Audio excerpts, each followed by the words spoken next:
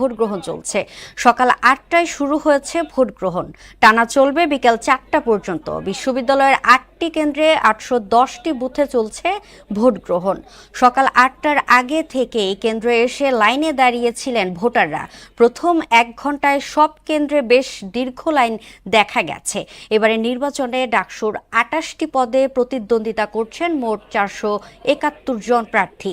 Vote দেবেন মোট ৩৯,৭৭৫ জন শিক্ষার্থী। কেন্দ্রগুলোতে ভোট দেওয়ার পর পরিবেশ নিয়ে সন্তোষ জানান কয়েকজন প্রার্থী। এদিকে নির্বাচনের নিরাপত্তা নিশ্চিতে কাজ করছে পুলিশ, সোয়াত টিম সহ আইনশৃঙ্খলা বাহিনীর ২,০০০-এর বেশি সদস্য।